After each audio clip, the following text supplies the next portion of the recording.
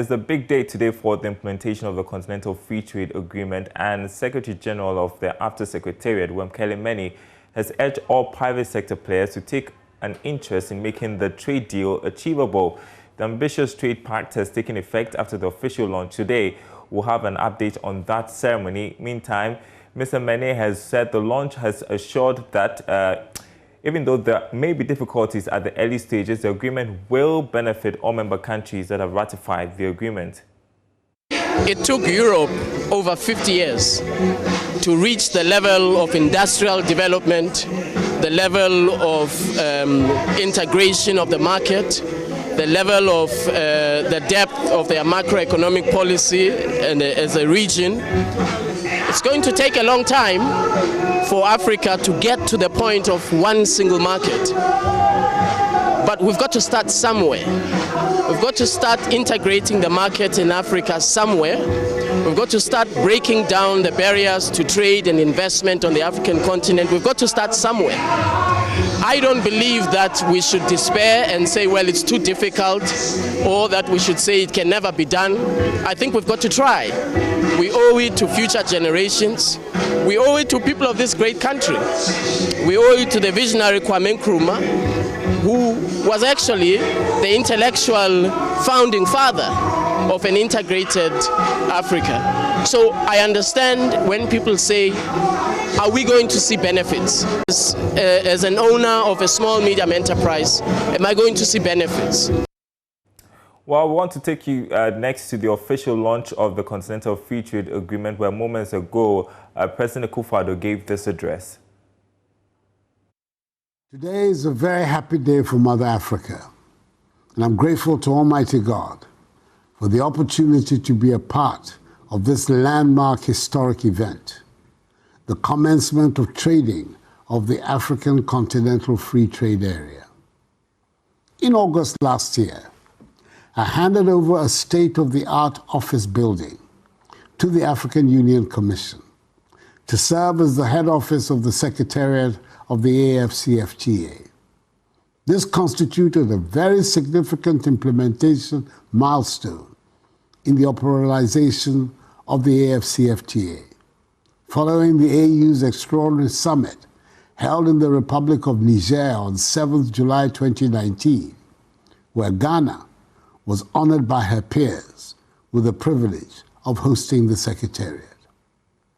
For many of us, past and present, who have waited patiently for this day, this ceremony represents an important step towards realizing the goal of continental integration.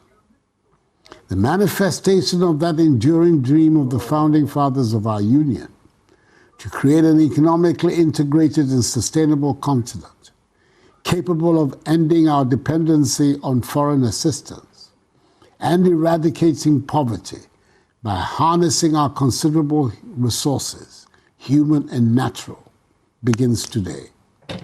We're determined to enter into a new era of industrialization and access now to a single continental market will be a game changer on that journey, as it will be the key to the ability of businesses on the continent to recover from the adverse effects of COVID-19 and proceed to grow and leverage on the new opportunities available in the new market.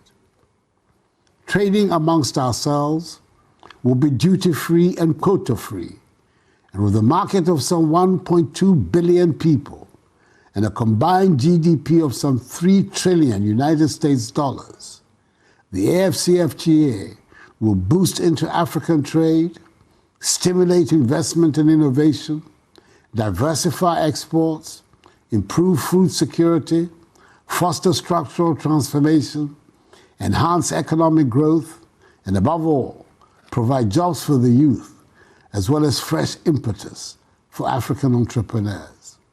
I'm confident that the private sector, if actively supported by government, is capable and willing to be at the vanguard of this transformation. For us in Ghana, we have embraced fully this partnership between government and the private sector to ensure maximum benefit is derived from the AfCFTA.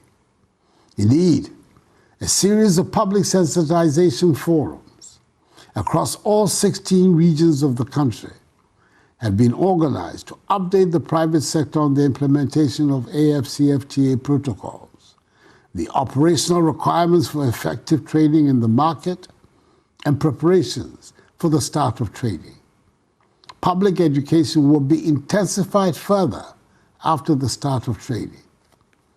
I'm hopeful that the state parties which are yet to submit their market access offer, that is the tariff liberalization schedule, to the AU Secretariat, would do so by the end of January 2021.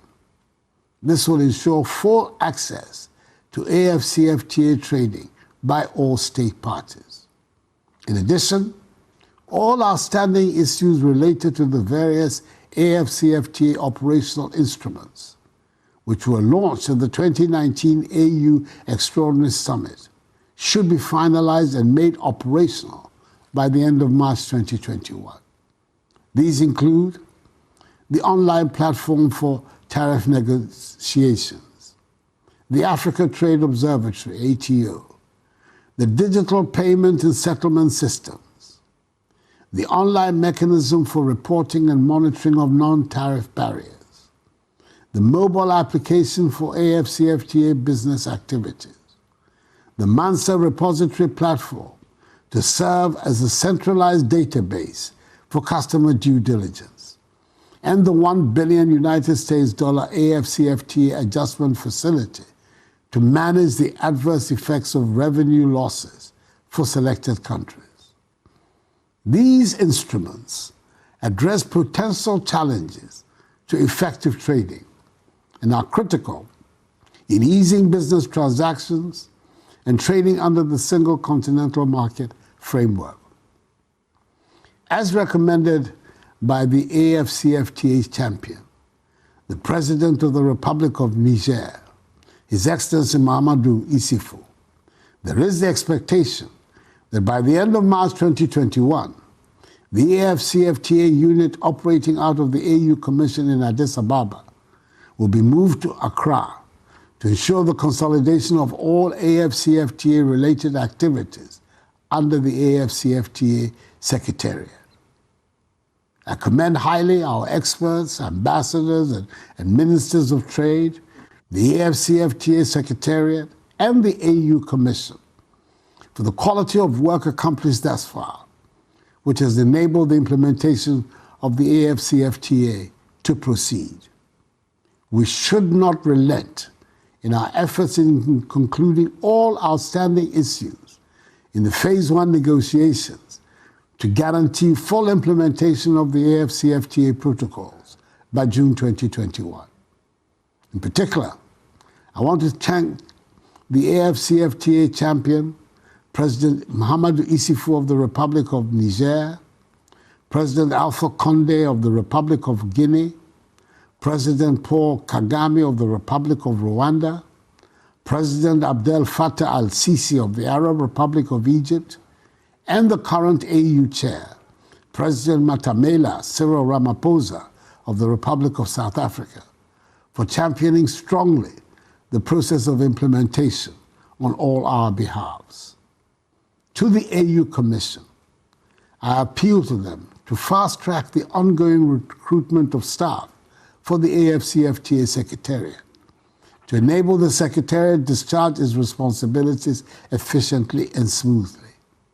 I also want to reiterate the call made by the Assembly at its 13th extraordinary session on the AfCFTA to member states that have still not signed and ratified the agreement to do so as soon as possible in order to increase the size of the market and the volume of trade under the AfCFTA, as well as fast-track the continental integration process to ensure that no one is left behind and we achieve the Africa we want.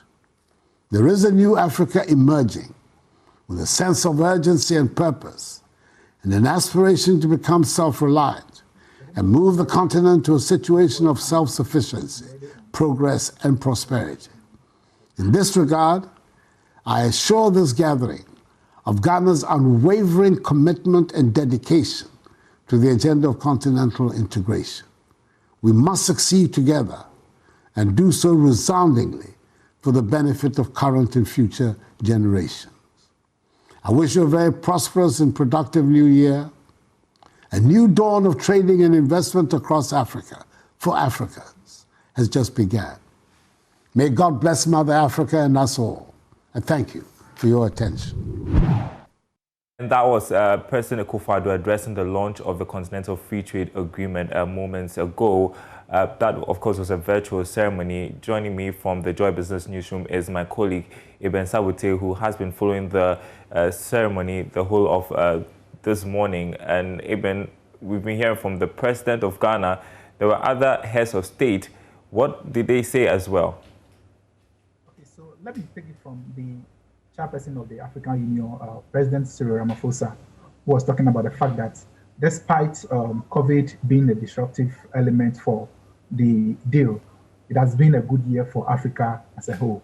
And the launch of this trade deal is, represents a new dawn for Africa. So he made a call, which is very important and very critical here. I mean, there are so many protocols that are guiding this trade deal. When you talk of protocol on free movement, protocol on goods and services, but there was no development on protocol for women in trade. And President Cyril Ramaphosa made a call on the African Union president and also heads of state that it's not too late, but we can develop some protocol for women in trade, because when it comes to trading in Africa, I mean, women are an integral part of it, and it is not good that we have such a deal, such an ambitious, agreement without any, protocol on women in trade. And he was also making the point that this will also give some attention to women, because when we talk of trading, yes, we the men also trade, but mostly women are the integral part of it. I mean, the United Nations Economic Commission on Africa, the General Secretary over there, Vera Songwe, also spoke and made mention of the fact that this is about time banks needs to come together to finance big ticket projects for African private sector companies, especially with the SMEs. We all know that access to funding has been a challenge, especially here in Ghana. And he was talking about the fact that they, as the United Nations Economic Commission on Africa and the AfCFTA Bank, will be forming some collaboration, and they need the private sector on board, in as much as they need the banks also, because the banks normally, they shy away from giving loans and credit to SMEs. But this is the time, because there's the market. $1.2 billion is not a small, thing. Like it's not a small market. So this is the time that they all have to come together and support SMEs in Africa, because it is the SMEs that will grow to become the big, giant, international multinationals or international companies. Right. So this is the time for collaboration among SMEs.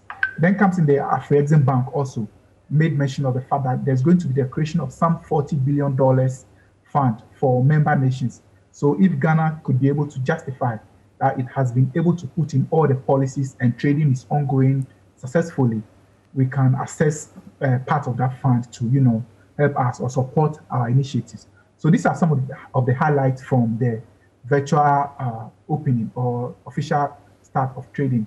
And let me also put it across that on Monday, our Minister for Trade and Industry is expected to issue a directive for all our seaports and our airports that certain products, if the products are proven to be going to an African market or are coming from an African market, they're supposed to be tariff-free if they are part of the list of goods and services that we have deposited at the ECOWAS Commission.